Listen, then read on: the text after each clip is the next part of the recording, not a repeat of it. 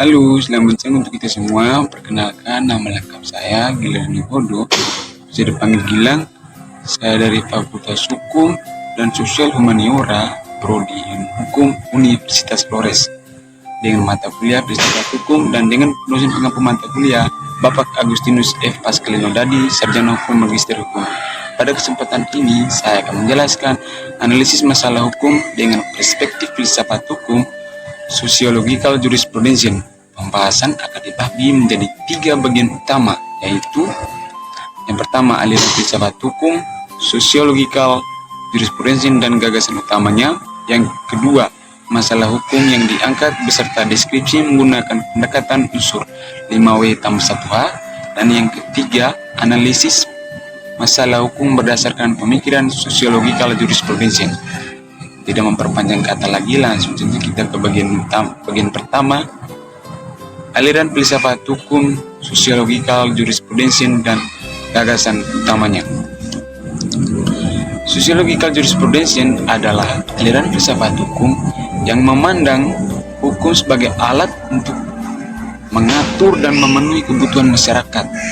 Aliran ini menekankan bahwa hukum tidak boleh dilepaskan dari realitas sosial.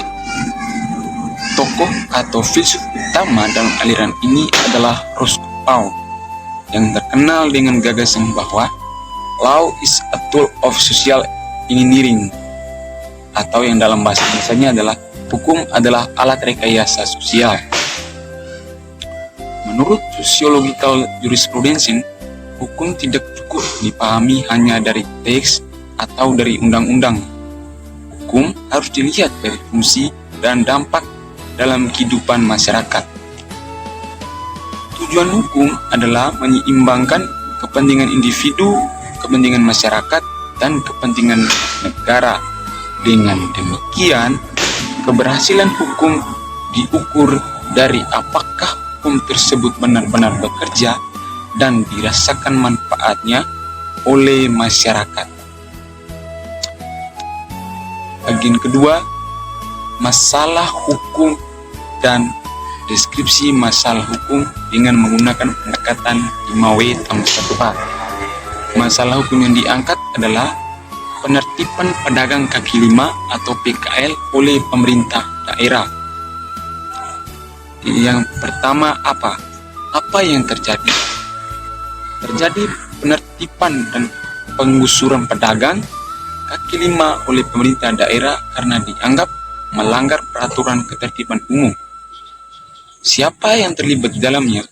Pihak yang terlibat adalah pedagang kaki lima, pemerintah daerah seperti Satpol PP dan dinas terkait, serta masyarakat pengguna fasilitas umum.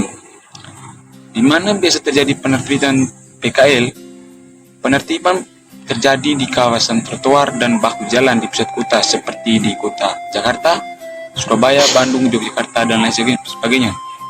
Kapan penertiban itu dilakukan? Penertiban dilakukan secara berkala, terutama menjelang hari acara resmi atau ketika kota ingin ditata ulang. Mengapa dilakukan penertiban? Karena pedagang kaki lima dianggap mengganggu ketertiban, keindahan kota, serta hak pejalan kaki. Bagaimana penertiban dilakukan? Penertiban dilakukan dengan pengangkutan barang, dagangan, pembongkaran lapak, serta bahkan terkadang disertai konflik antara aparat dan pedagang. Nah, kita masuk ke bagian terakhir, yaitu analisis masalah berdasarkan perspektif Sociological Jurisprudence. Berdasarkan perspektif Sociological Jurisprudence, penertiban pedagang kaki lima tidak dapat dinilai hanya dari aspek legal formal, yaitu apakah sesuai dengan peraturan daerah atau tidak, tetapi analisisnya adalah sebagai berikut. Yang pertama, hukum seharusnya memperhatikan kondisi sosial masyarakat. Pedagang kaki lima umumnya berdagang karena keterbatasan lapangan kerja dan kebutuhan ekonomi. Jika hukum hanya menertibkan tanpa solusi, maka hukum kehilangan fungsi sosialnya.